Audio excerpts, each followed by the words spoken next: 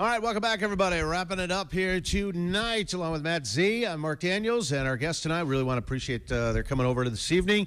Michael Cohen of The Athletic and Bill Huber of Packer Report. All right, gentlemen, year 2 for Goody, year 1 for LaFleur. This is going to be a weird season, isn't it? It's just going to feel so different. I've been around a lot of coaches. I don't want to say this is my 41st draft.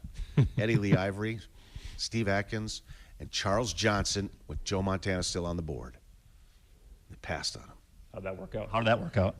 Well, did that work out well? I don't recall. Dickey missed the year prior with a broken leg. Jury's Came still back out, and threw the ball great. I loved Lynn Dickey as a quarterback, but they could have had Montana.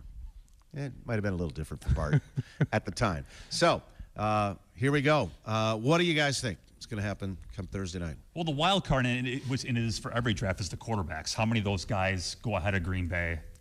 Or maybe none of them will, but I mean, if 2 or 3 go ahead, then you start seeing guys who you're thinking, well, he's not going to be there. Well, then they get there. I would take Hockenson if he's going to be there. I don't think he will, so I will take Devin Bush. All right, that linebacker we're talking about who can really improve your speed and pass defense. And you were talking O-lineman before. You're right. They need to take one. Dalton Risner can play guard right away and tackle later. Yeah, I mean, the guy that I would take if he's there is Ed Oliver, like we've been talking about. I don't think he's going to be there, so I'll take Andre Dillard, the offensive tackle from Washington State. You need linemen that can move. You need athletic guys to run this scheme, and he's about as athletic as they come in this year's class. I think teams are going to get quarterback itchy. I think they are going to take a bunch of them early, and I think Oliver may find a way to slide all the way to 12. And after that, I really think a safety is going to come in here at number 30. Take your pick, whether it is going to be Adderley, perhaps Thornhill.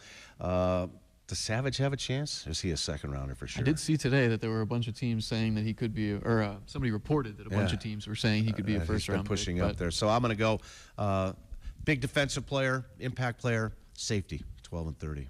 Time for a stud tight end, Hockenson. All right, let's see what happens. Yeah. It's going to be interesting, though. Can't wait to see how this all takes shape. 10 picks. They're gonna make some moves. Goody's going to make some trades. You think he might trade that 30th, right? Yeah, I mean, 30, it's just such a valuable pick at the end of the first round, especially if there's guys that fall, like you said, if the quarterbacks go early. And so if you can move from like 30 to 35 or 36 and you still think there's a bunch of guys left that you like, why not do it? Well, and you've got 44, right, in the second round. So yeah, it just gives you more ammunition to then move back up into the third or second or whatever you want to do later. There's been hit and miss when they've double dipped in the first round. Last time was B.J. Raji, Clay Matthews. That was pretty good. Sure. Wayne Simmons, George Teague. Not bad. That was 93. 1990, though, Tony Bennett, Darrell Thompson. Oh, boy. 18 and 19th pick. 1980, Bruce Clark, George Cumby. Clark never played, and Cumby, of course, was decimated by the fridge on national television. And was never the same after that. So let's see what happens. If they take 2, let's see what happens. Looking forward to it. We'll have draft coverage all weekend long. We'll be live on WNFL in Green Bay with every pick and every press conference.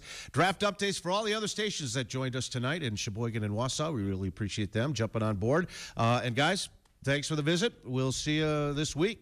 Voluntary minicamp tomorrow and draft weekend. My Sounds favorite good to me. time of the year. How many, Long week. how many hours are you going to log this week through the weekend? Too many. Too many. This you feel for the coaches who they're having a mini camp practice on Thursday, and then they have to go help run the draft. Right. It's just got to be insanity. We bow to television. Thursday night prime time, Friday night prime time. 4 networks covering this thing now? Good grief. You might have to sleep at Lambeau on Saturday Back in the with day, Trump in town. We had no idea who was taken before or after the Packer pick. They would just walk in and say, here's your guy, Ron Hallstrom, first-round pick. They had no idea who Ron Hallstrom was. Still don't. I think he's selling snowmobiles up in Rhinelander yet. Anyway, thanks, guys. Appreciate it. Hey, we'll be back in the fall for another season of the 5th quarter. Until then, this is Mark Daniels from ATSI. Thanks for listening. We'll see you soon.